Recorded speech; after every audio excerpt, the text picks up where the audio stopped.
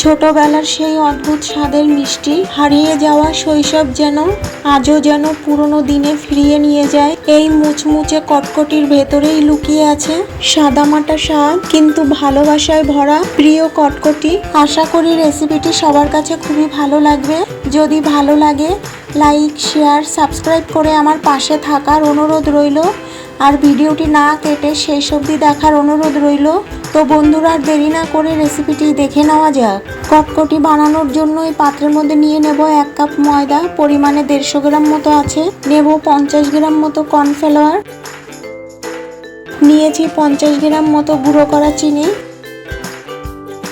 দেব স্বাদ অনুযায়ী নুন, আর ময়াম দেওয়ার জন্য দেব 2 চামচ ঘি আর 2 চামচ রিফাইন তেল।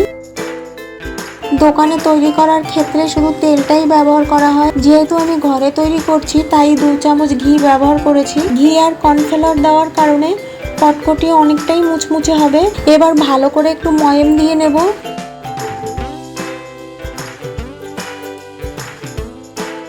এবার 1 চামচ কালো জিরে এইভাবে হাতে ম্যাশ করে দিয়ে দেব। ময়দা আবারও ভালো করে একটু ময়াম দিয়ে নেব।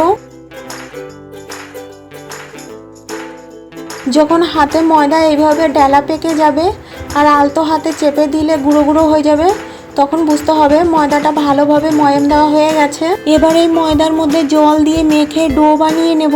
তবে এই ডোটা রুটি পরোটা ডোয়ের মতো নরম হবে না, অনেকটাই টাইট করে মেখে নিতে হবে। ঠিক এরকম টাইট করে মেখে নিতে হবে। এবার ঢাকা দিয়ে 20 মিনিট মতো রেখে দেব। 20 মিনিট পর ঢাকাটা তুলে ডোটা আবারও একটু মেখে নেব। এবার এই ডোটা বেলে নেব, তবে রুটির মতো পাতলা হবে না, মোটা করে বেলে নিতে হবে। এবার চারপাশের এই অংশটা কেটে সমান করে নেব।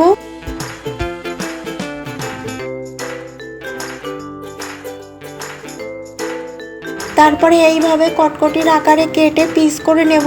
আসলে বলে বোঝানোর মতো কিছু নেই, দেখে বুঝতে হবে।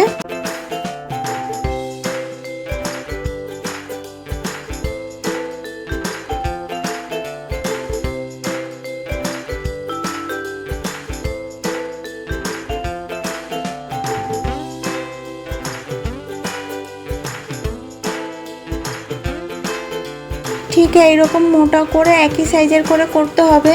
এবার ভাজার জন্য ফ্রাই প্যানে পরিমাণ মতো রিফাইন তেল দিয়ে গরম করে নিয়েছি।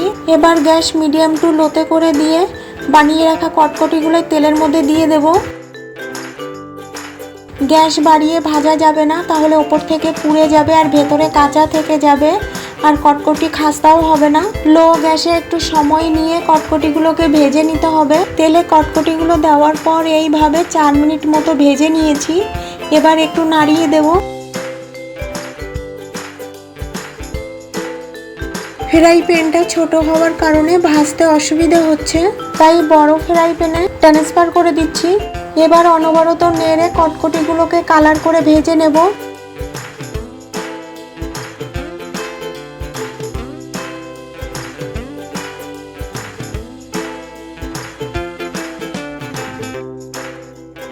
কটকটিগুলো ভাজা হয়ে গেছে। এর থেকে বেশি ভাজবো না, তাহলে পুড়ে কালো হয়ে যাবে। আর কটকটিগুলো ভাজতে মোট 10 মিনিট মতো সময় লেগেছে। এবার তেল ছেঁকে তুলে নেব।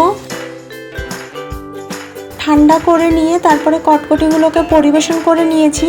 আর এই কটকটি কতটা খাস্তা হয়েছে। রেসিপিটি কেমন লাগলো কমেন্ট বক্সে জানাতে একেবারেই ভুলবে না।